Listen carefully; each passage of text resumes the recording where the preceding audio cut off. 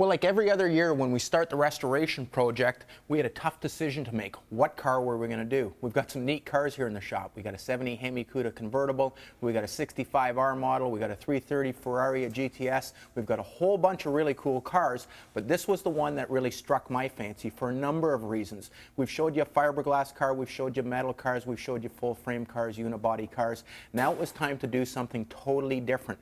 Here, we've already started stripping the car, and what we've got is an independent suspension, front and rear car, coil-over shocks all the way around. We've got a race bucket seat, obviously, and a vinyl seat here. We've got some great big pipes. Now, motor-wise, let me show you what we got there. Well, the drivetrain for this car, probably the toughest drivetrain components ever put together. 427 high riser head, aluminum intake, dual point ignition, big headers for this thing. This thing's got an Aviat oil pan. Transmission, one of the toughest production trannies ever put together, a big spline top loader. Now this might give it away here. It's got a forward shifter, but it's actually reversed. You might be able to guess now what the car is. The rear end's probably the only weak link in this combination. It's a 337 geared Salisbury with the clutch packs in here. And of course the half shafts were another weak link with any independent rear end car with big horsepower like this 427 high riser would make. Now let me show you the chassis. The chassis consists of two 4-inch main tubes, this X bracing here for the suspension to hang off, fiberglass footwalls, aluminum firewall, and an entire aluminum skin. Now this whole thing, with a 427 and a top loader, maybe weighed 2,400 pounds. If you still don't know what this car is, let me lower the body and you'll instantly recognize it. Probably the most copied car ever, and probably the most exotic of all muscle cars, and at one point probably the most expensive muscle car, maybe only surpassed by the 71 Hemi Cuda convertible today. This is probably the ultimate in performance. 427 full competition Cobra, one of 22 cars built. This car was actually raced by Bondurant. It won first place overall at Brands Hatch in 1966. One of the ultimate cars that's been nicely preserved, and part of this restoration is going to be up to the owner to decide how he wants to restore it as far as livery goes. The livery is going to be very important. Do you do it the way it left the factory, which you probably don't because these cars were all unpainted? Do you do it the way the first owner ordered it? Do you do it the way the car was when Bondurant won his race at Brands Hatch? Now that's something the owner has to decide. We're going to do a bunch of research, going to get him a bunch of photos on how the car looked throughout its history, and then he can decide what livery he wants it in. Now what's unique about a Cobra through the restoration process is it's aluminum body with a steel tube frame. In order to restore this car, we actually have to finish pulling out the wiring, finish putting out the windscreen, all the rest of the pieces, the foot boxes, but this will be a real interesting project because it's the first time we've done an aluminum bodied car, and it's the first time we've done a framed car like this.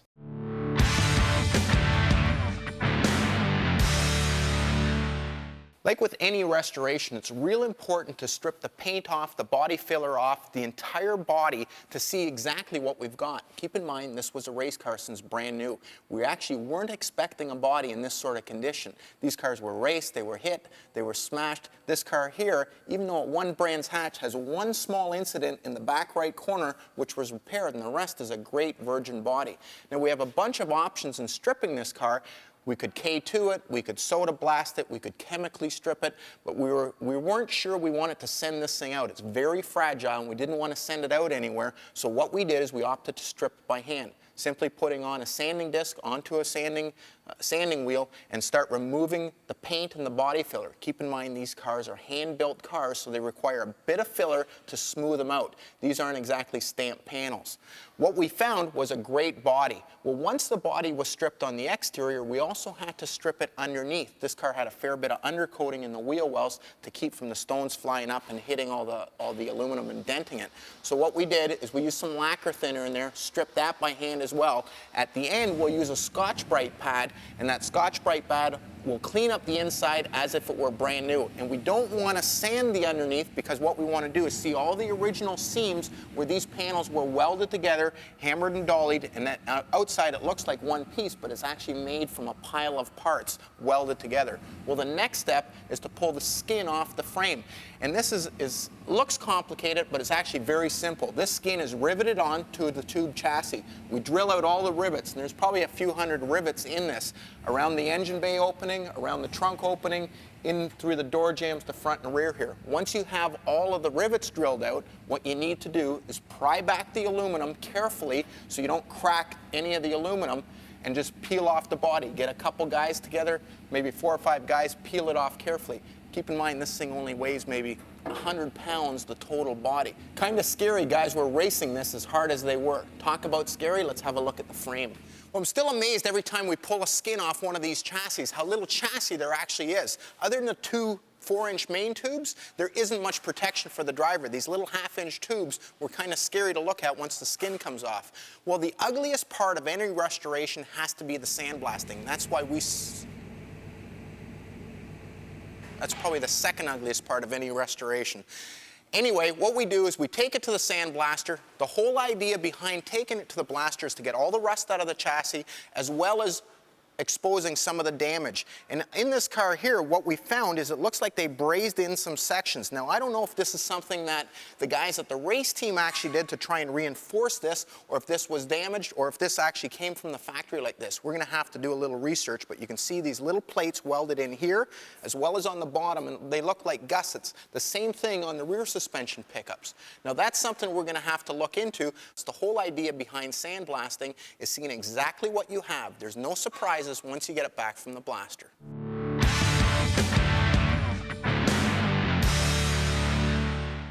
Well, now the chassis is blasted in an epoxy primer. We've cleaned up some of the suspension points, but there's a big thing that we have to change on this car. Larry has discovered that the car was a right-hand drive car. Now we're doing a little detective work to make sure everything goes back exactly the way the car was when it raced. One of the first steps we're going to have to do is actually remove the outrigger going from the main tube to the outer tubes.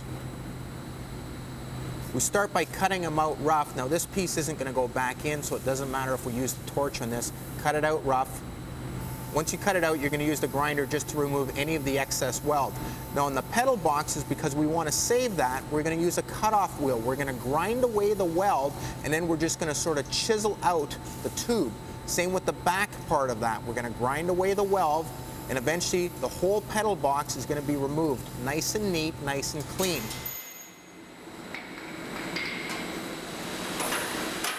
We're going to finish off those 2 tubes, grinding them nice and smooth so there's no evidence of that being removed.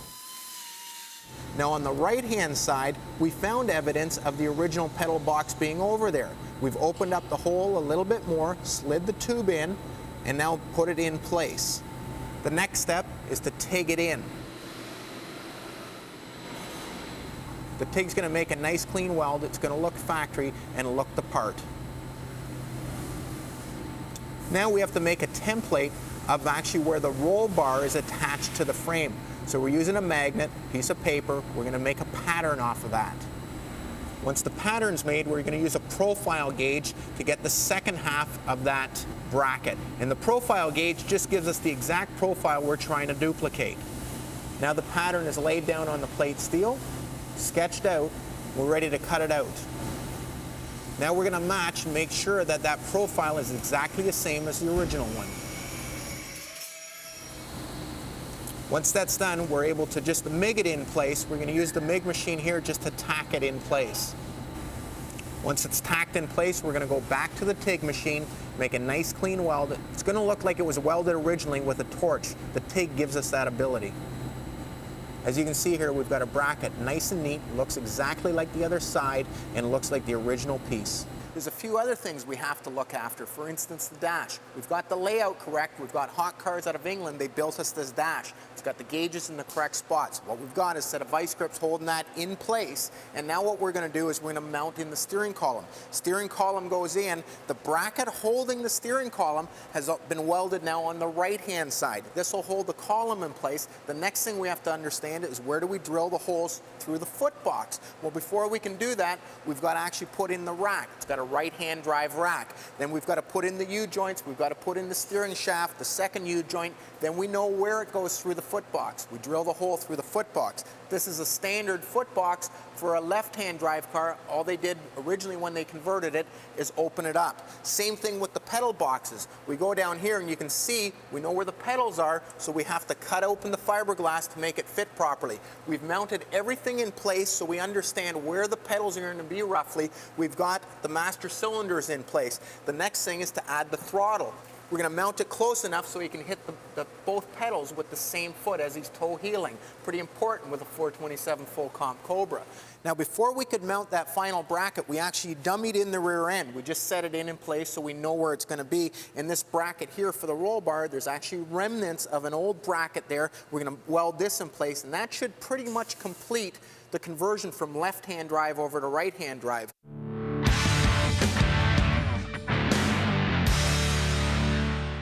Well, the guys here at Legendary Motorcar are starting to do the aluminum work on this Cobra, and it's a little different than doing a steel panel. For starters, especially on a piece like this hood, because it's got such a low crown, there's going to be a fair bit of distortion. Now, welding aluminum, you can do it a bunch of different ways. You can use a MIG, you can use a TIG, or you can do it the way it was done originally on these Cobras with a torch, and that's what we're doing here.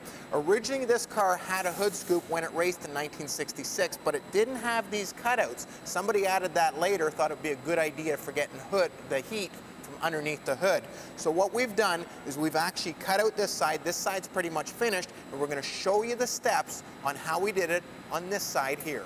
Now the first step in the repair is actually to get rid of all the old excess paint.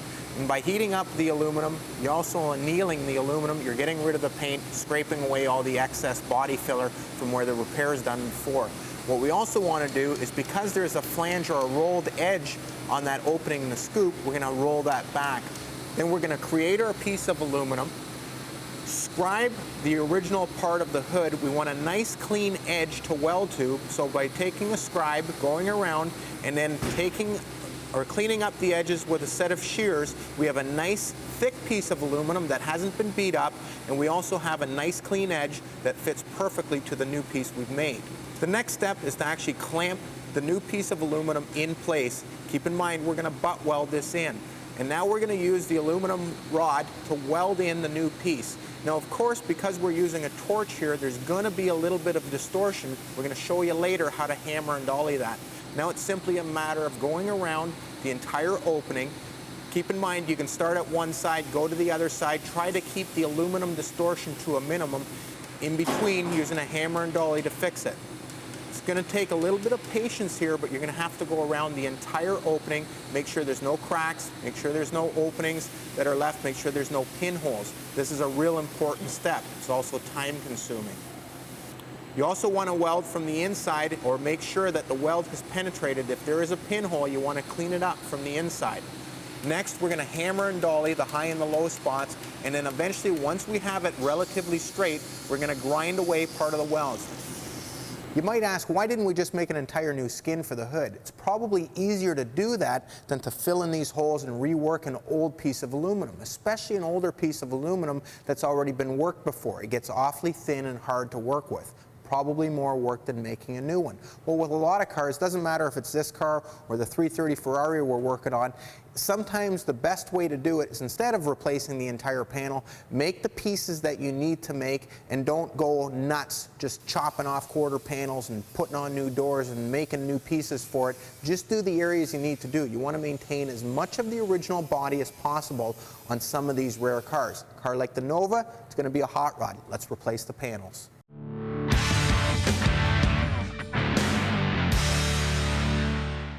As you can see, the guys at Legendary have been working hard getting the body back on the chassis, but if you remember to the first or second episode when we actually pulled the skin off, it wasn't that difficult. We had to drill out a bunch of rivets, we had to carefully pull back the body, came off, weighs about 50 pounds. Well, the same is true for putting it back on, but before we could put it back on, we had to finish the chassis. Once the body is on, it's really tough to paint this chassis, so what we do is paint it beforehand. We have to prep it properly. We, of course, use Glazerite primer on it. We use Glazerite Rally Black, which is kind of a custom paint that they mixed up. They have a chassis black, and this Rally Black that they mixed specially for us duplicates the original lacquer that the chassis would have been sprayed in. Looks perfect, not too shiny, not too dull, just right. So then what we did is we took the body, we put it back on. So what we did here is we wrapped the aluminum back around the frame. Doesn't sound that difficult, but try and take something off, work with it, and then make sure the holes line up again. A little bit trickier than you think. We wrap the aluminum around, then we're going to use a pick. We're going to find the original holes. We don't want to drill new holes everywhere. We want this thing to be as original as possible. We're going to find the original holes. Once we got it in spot, we're going to clamp it beside, put in the rivets. That's going to hold it in place. Now we know it's exactly in the same spot as it was when it came off. If we started drilling new holes, it might be a little bit this way, might be a little bit this way. It's real important to get it back into the original holes. Once the body's back on, now it's fairly rigid again. You can do all the body work and we can weld up all the holes for the roll bars like we did off the car. Now what we want to do is we actually want to hammer and dolly those repairs. The whole idea behind hammer and dollying anything is to minimize the amount of body filler that you're going to have to put in. Now on an aluminum car, it isn't the end of the earth to put in a little bit of body filler. It'll actually, aluminum is very, very soft. You can dent it by tapping on it. That's why I cringe when you see guys walk around at some of these SAC conventions tapping all the Cobras to see if they're real. If it is a real car, it might have dents in it. So a little bit of filler on a repair isn't going to hurt it. It's actually going to strengthen it a little. But what you want to do is minimize that. You don't want a whole ton. The way to minimize it is to use a hammer and dolly. You can see here where we filed the top of this, you can see a low spot here, a low spot here, a low spot here, a low spot here. What we're going to do is tap those up a little bit with the hammer, and then we're going to file it again, and we're going to have a nice even surface. Now we're ready to start the body work.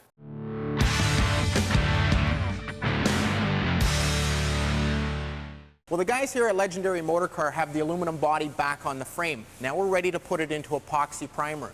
But before we can put it into epoxy primer, there's some procedures that we have to do. Is we're going to start prepping the body. And the body, as far as prepping it, is we want to make sure that there's no materials in there that are going to contaminate and cause a problem from underneath. Remember what I said, there's oil on your hands, there's particles in the air. Depending what you're spraying, what's coming in from outside, you want to take all the contaminants off, and then you want to use something like this BearTech pad here that Norton makes, and you go over the entire body and it gives it this shiny look. But what it also does is get in every nook and cranny, take out any imperfections. On a steel car, it'll take out any of the rust. On a fiberglass car, you don't want to use this, but you just want to make sure the panel is nice and clean. In the door jambs, you want to use something a little bit more aggressive. You want to get out all of the old sealer, and what we're going to use is, again, a Norton piece called the Beast, and this thing is really aggressive, but it doesn't hurt the metal. It allows you to get in, take out all the old stuff, and have a nice clean surface ready for epoxy primer. Now, once that's done, what we're going to do is we're going to take an extra precaution again, and we're going to tape off the entire inside of this car so we don't get overspray on the bare aluminum. It's supposed to be bare aluminum inside. And we want to make sure the chassis remains perfect. Once these steps are all done, it's ready to go into the booth.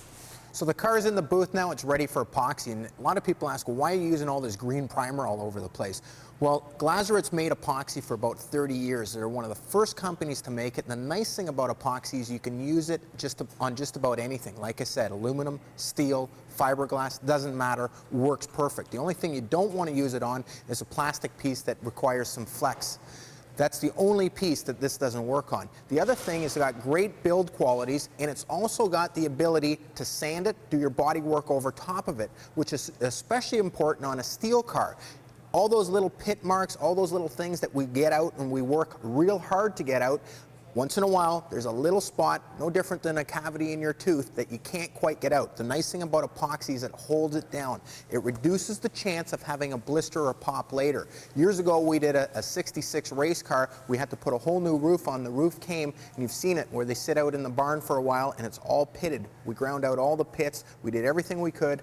We said, hey, we can't warranty this. We'll put it in epoxy. We put it in Glazerit. 10 years later, the thing still hasn't popped back. It's got a great ability to hold down things underneath it. The other thing is you can do your body work on top of it, and that's really what you want to do. You never want to put body work on the bare metal itself. You want to actually put it over top of an epoxy primer. That way, the epoxy protects the metal, and then you want to sandwich it. You want to put another coat of epoxy primer over top of the body filler when you're done. Sandwich the body filler, and it's going to hold out a lot better, and it's going to sink a lot less. Those are the reasons you want to use epoxy. Now, before you go emailing us, where do I get Glazerit product and where do I get Norton product? You can't buy it where you normally would. You're going to have to go where the pros go. You're going to have to go into town to a local automotive jobber, the guys that supply the body shops in your town. That's the only way you're going to get it.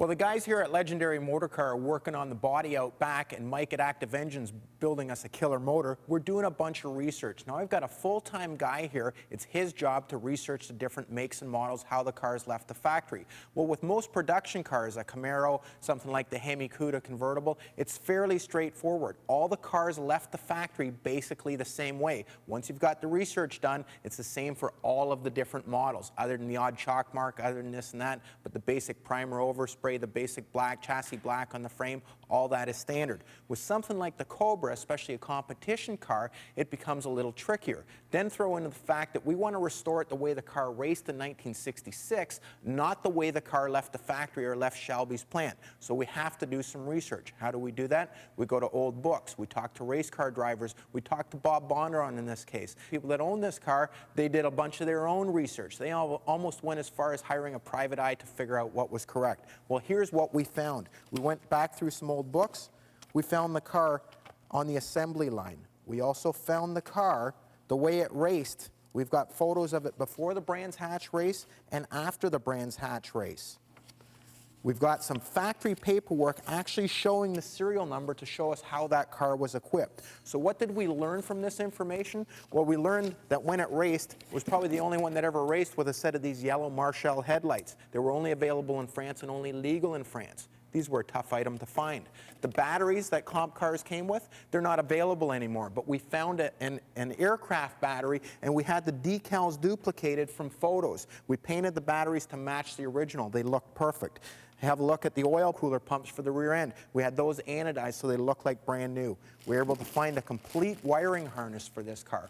It's all these little items that are really tough to find, but real important to get. Things like the original carburetor, 780 Holly with the Le Mans Bulls. This XC water pump, it's an aluminum experimental water pump. Really trick piece to get. Then you get to the distributor, right date coded distributor. Things like the original fuel filter, out of the original box, an NOS fuel filter. All these little items, they're tough pieces to get, but these are what make a restoration perfect. Then you go to the hardware, the correct nuts and bolts. You always talk about at Concours Show, it doesn't have the right hardware, it doesn't have the right pieces. Well, these are the original pieces for a Ford engine, so it doesn't matter if it's the water pump, doesn't matter if it's the intake bolts, all the correct hardware has also been sourced. Correct spark plug wires, the right alternator with the right back on it, all the markings, the correct Aviad oil pan. All the pieces are important to get, and that's where the history and the research really comes into play. And depending on, again, the fact that this is a race car, it becomes real important to document everything. So if you're at a show, the guy says, hey, this isn't correct, you're able to say, here's the picture, this is the way the car raced. Now, some of the items that we can't document through the photos, we don't have interior photos, we don't have photos of some of the undercarriage, we revert back to the way the car left the factory. It's all this research that makes for a perfect restoration in the end.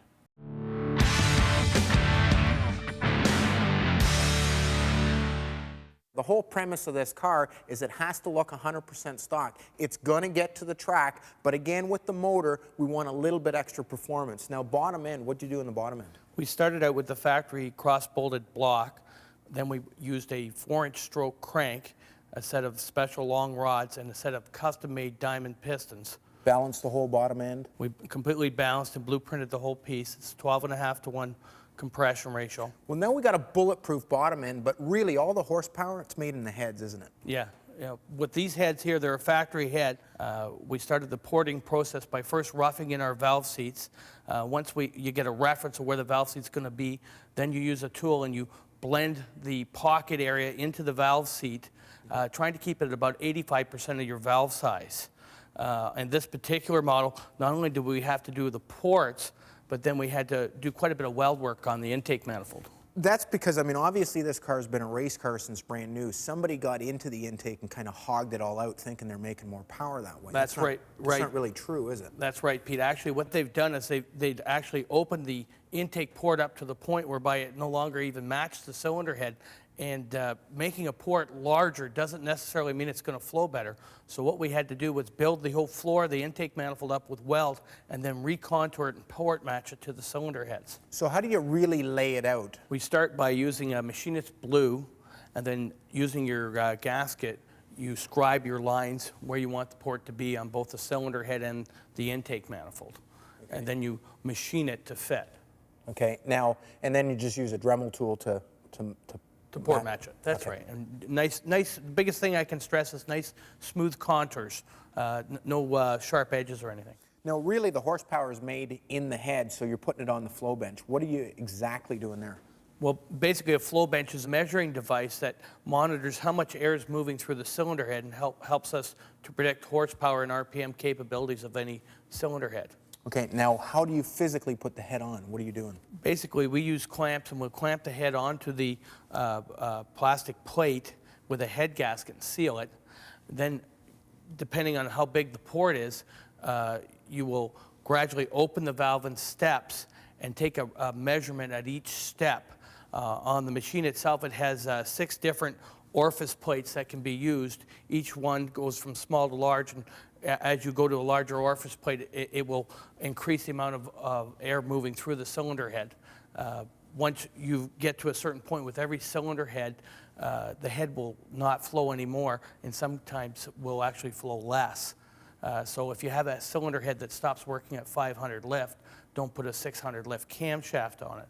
At the same time, once I know what the maximum flow capabilities of your cylinder head are, and you tell me how many cubic inches you're running, I can predict at what RPM the induction system can feed the motor to. Ergo, if the cylinder head won't feed the motor past 6,000 RPM, don't put a camshaft in it that works till 8,000 RPM. Well, like with any engine build, you want to make sure that the bottom end's bulletproof. We've done that. We want it to flow the head so we know what sort of horsepower we can make. That allows us to pick the camshaft, then pick the intake, put the package together, and you've got a great engine like Mike always builds us from Active. Thanks. Thanks, Pete.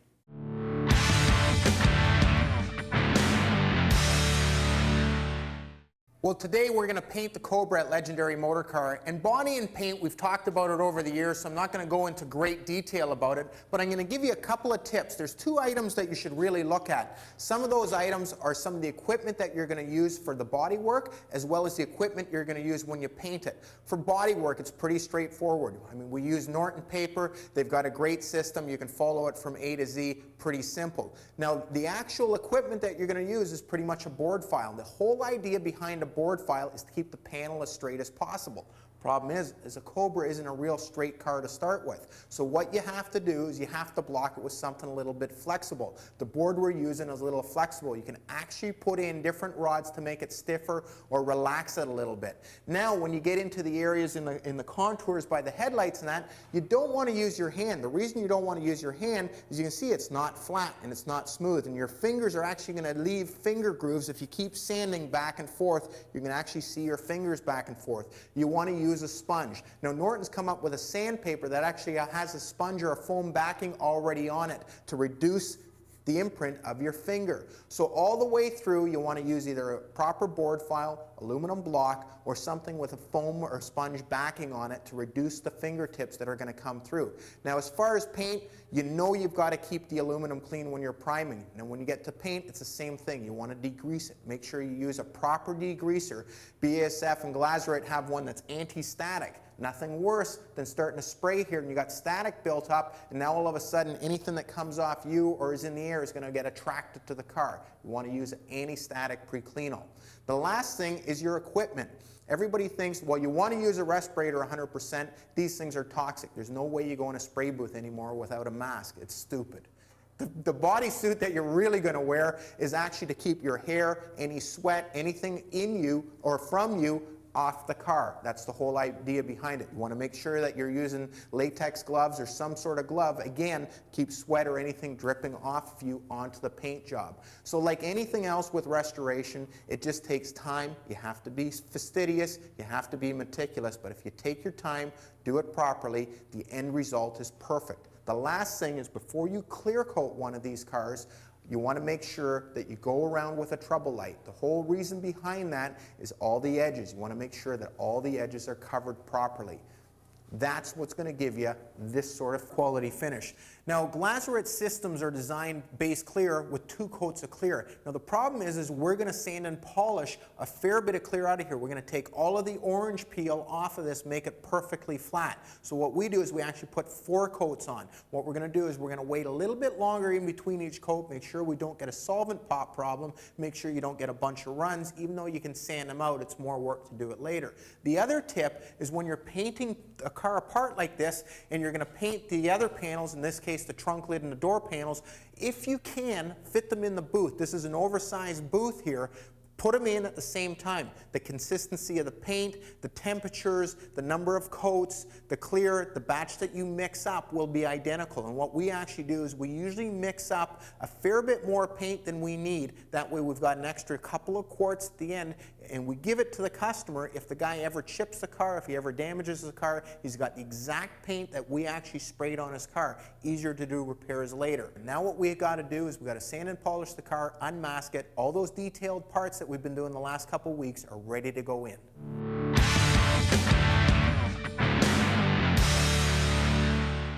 Well, the guys here at Legendary Motorcar have been slugging the last few nights trying to get this Cobra put together. Now, one of the big differences between a 427 and a 289 is obviously the motor. The second big difference is the chassis and the suspension. 4-inch main tubes, which we've restored using Glazerite's Rally Black, which is basically replicating the original black lacquer finish. Now, as far as the suspension goes, we're using a traditional coilover. This allows us to adjust the ride height. Now, Coney's, we sent these shocks back to Coney. They totally rebuilt the shock. We painted it the traditional Coney orangey red. We'll have the original decals that'll go in place after when we finish detailing this car. This allows us to set up the ride height. As far as detailing the spring, pretty straightforward. Blast the spring, paint it again the same sort of black.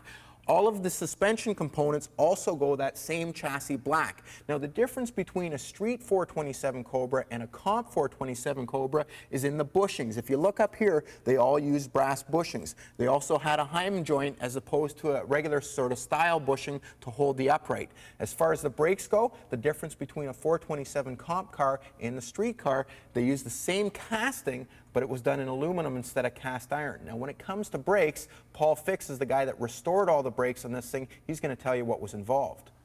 You know, during a normal restoration project of a classic car, the brakes are something of a norm. Well, the Cobra being a low production comp car, we've had to rebuild the calipers. Now, they're cast iron on a normal caliper, but this being a comp car, they're aluminum. They have a quick pad release system, so during the endurance racing, the team can replace the pads during a long race. But look at these small rotors. I mean, they're very thin. Just think of going 150 miles an hour, the 427 Cobra, and having to stop at these narrow rotors. Well, this was the technology back then. So restoring this right back to 1965 specs is what we had to do, and that's what we did.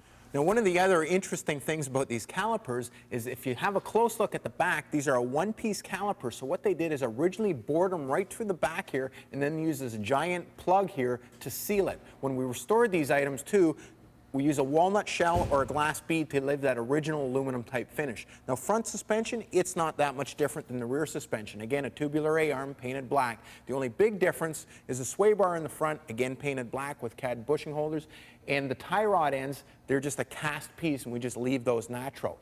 Other than that, the front suspension, very similar to the rear.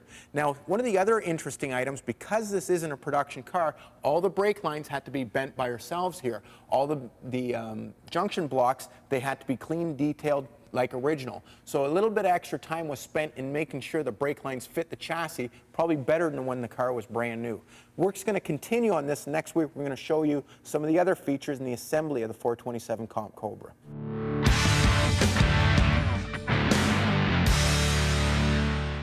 Well, once the car is painted and once all the parts are detailed and laid out ready to install, we're at the fun stage. It's like a giant model now ready to assemble. Well, there's a few things you have to do before you start assembling. That's sanding and polish at least the tight areas, places that you're going to put nuts and bolts through, places that you're going to put trim, the windshield in. Those have to be sanded and polished first because you can't get to those later. So we start out by doing that. Secondly, anytime we're going to assemble anything and there's a chance of scratching it, you're going to see a lot of blue Norton tape all over this car, is if there's a chance, lay down the tape. I'm a big fan of doing this. It saves chips and marks later. Now, one of the things we had problems with is every time that we turn around on this car, we've converted this car back to right-hand drive, the exhaust pipe. Well, the steering column goes right through where the old pipes were. It wouldn't clear. So from the head down to the collector, we had to build new pipes. And it was a matter of trial and error, fitting the pipe up against the head, then doing one piece at a time. We've got them tack welded into place now. Now what we'll do is remove the pipes. We'll TIG them, make them real nice. We'll send them out and they'll get jet hot coated. Now, as far as the undercarriage, there's a few things. Assembly's pretty straightforward. You're gonna put the motor in, the transmission in, get a couple guys together. Don't try and do it yourself. It's a lot harder to swing a 400-pound motor in by yourself and a lot better chance you're gonna damage it, especially with an aluminum car. The fact is you can't lean on this at all. You're gonna dent it. You're gonna be very careful with an aluminum car. Now, it doesn't matter what sort of restoration you're gonna do. Underneath it, when it comes to hardware, there's a few things you want to keep in mind. Let me show you those tricks. One of the things when you're assembling the car that a lot of guys don't do, and just about every race mechanic will do this, is use some sort of thread sealer or Loctite. And what this does is this is just cheap insurance. Just a dab on the thread there, put it into place, and it's just cheap insurance that this thing isn't going to vibrate loose later and cause you a whole bunch of grief. Now, it doesn't really matter what piece you're doing it with. It can be a bracket for a gauge. It can be a bracket like this for the oil cooler. It can be just about anything. Race cars and street cars vibrate a whole ton. If you use a dab of this stuff, it's not going to come loose later. It's not going to fall out, and you're not going to get into trouble. Now, the same thing goes with the safety wire. It's a good idea for any of the drain plugs on the motor, tranny, rear end to use some safety wires. And it's a simple tool and a simple piece of wire that you're just going to trim through, put it up into place, and what you're going to do here is the drain plug here you don't want coming loose. Whether you're racing or not, you really don't want the drain plug coming loose. What you're going to do is measure it roughly to what you're going to tie it off to. In this case, we're going to tie it off to this bung that goes to the training or rear end cooler. Clamp it in place, just spin it, and what we're doing here is just using the tool to spin it. We're going to wrap it around that fitting, use the tool again, spin it just so we got a little bit there, and then we can just wrap it around and trim it off. Now, the last thing you want to do, talking about these fittings here, is you've got different types of thread. You've got a pipe thread, and for a pipe thread that goes into the rear end here, you want to use some sort of sealant. That sealant is going to prevent any leaks. Now, you don't want to use this on both ends here. The other end actually has a chamfer or a flange here, and that fits right into the flange in this fitting. If you use pipe thread or sealant here or Teflon tape, you're actually not going to get as good a seal as if you didn't use it. Make sure you only use it on the pipe thread fitting. Now, these things are pretty simple things that just about every mechanic knows, but if you're going to do it at home, especially if you're prepping a car that you're going to drive hard, maybe you're going to take to the track once in a while, it's a good idea to do a nut and bolt every time you go to the track. It's a good idea to make sure that you use some sort of locking device, whether it's Loctite or whoever else's brand, and it's a good idea to use thread sealer and safety wire. It's a little bit of cheap insurance, and in the end, you're going to get a car that's not going to rattle and fall apart.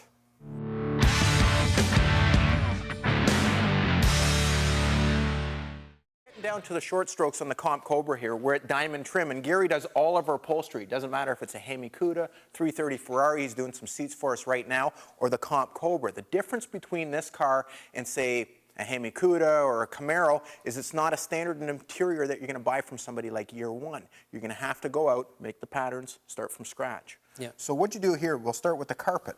Peter, a lot of this is all, unlike a molded carpet where everything's molded to the floor to fit in, this carpet's all patterned, it's all cut, sewn, bound, and made to fit perfectly in the corners. And also, all the underpad is installed underneath. All the holes are cut for the floor. We put some sound deadening and some heat shield up in the firewalls. Now, when you started this project, Yeah. I mean, it's not a matter of just starting to cut the carpet. You have to, what are the steps? Basically, there's certain pieces that have to go in first. You would put the tunnel piece in first, put the sides in first, and then start patterning for your underpad. You would take a separate pattern just to do the underpad. Mm-hmm. And then once the underpad's in, that's going to bring the level of carpet up to the same height as the other carpet. and then you'll make a pattern for your carpets, for your mats. Okay. Now, on a comp car, there's no leather, it's all vinyl. So as far as doing the back upholstery, what's involved there? These pieces, you're right, this car had absolutely no leather in it. This we padded all the wheel wells first with some half-inch foam, and then we went into an original grain of vinyl and wrapped the wheel wells with that, and carried on into the back panels, made all new back panels for it, and just everything fit and finish. All corners done perfectly. Okay. The seats were kind of interesting on this car. This car, like we said, was a factory race car. Now, when we did our research, we realized that it didn't come with the standard seats. Bob Bondurant wanted a custom seat. We were able to track down the original seats, or Larry was able to track down the original seats, shipped them to us, but they needed a total restoration. And instead of being a vinyl seat, these things are just a fiberglass shell with some vinyl, and it looks like carpet in the middle. Really odd looking seat. Absolutely, they look more like a baby seat. What'd you have to do there? Basically, we cleaned up the frames, painted the frames, cleaned off all the fiberglass. We took patterns of the old foam, refoamed all the seats, and basically made them as original. Wrapped them in vinyl, put the cloth on the insert, and made them look exactly as original. Like brand new. Yeah. Okay, the last piece that's kind of unique on this, we had the photographs of this car racing in the rain. And if you remember, it had side curtains. Now, we had basically a frame of a side curtain, but Gary, you had to make the plexiglass windows as well as redo all the frame. What's involved there? Recovering the frames of the side screens, they were a little crusty. Plexiglass was all broken in them. The channels were all filled with rust, etc. Right? Basically cleaned them all up, made patterns of all the trim around them in the original vinyls, wrapped them, recut the plexi, installed them, and made them functional. Yeah, so we're going to put those back on. The car is almost finished now. The steering wheel's another piece of the interior. It was totally refinished. You did the dash a long time ago before we Yes. set the gauges in. It's ready to go. We've got a matter of bolting on the doors. We're going to take this thing out. By next week, we'll have it fired up for you.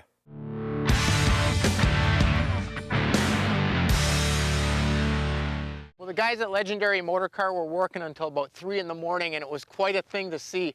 5 guys standing around this car waiting for it to fire up. They get it running, they check the temperatures, look for leaks, look for coolant leaks, oil leaks. They get it running. They actually take it for a test drive around the neighborhood. Imagine the neighbors thought that was kind of nice of me.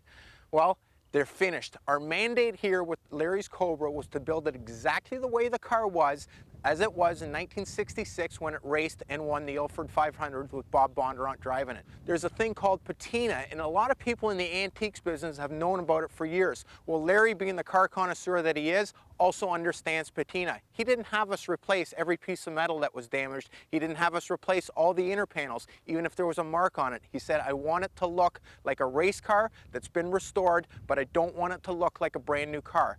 That's exactly what we did here. We left some of the marks in the aluminum. We polished out some of the big heavy ones. We didn't change any sheet metal, even though maybe we should have in a few spots. We saved the hood that could have been in the scrap heap. We found an original set of seats that cost a small fortune, but they were the actual seats that the guy raced in 1966. We found the original gas tank for this car. It had been thrown in a scrap heap as well. Larry was able to source that. We put that back in the car. Well, one of the nice things about using Toronto Motorsports Park here is we get to drive this $1 million car in a real controlled environment. I don't have to worry about other cars on the road. I can take it easy, start off nice and slow, work up through the gears, make sure the oil pressure is good, make sure the water temperature comes up, make sure the oil temperature comes up.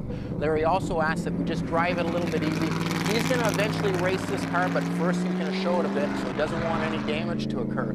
He had us put in special inner liners in the wheel wells, which makes sense with an aluminum car.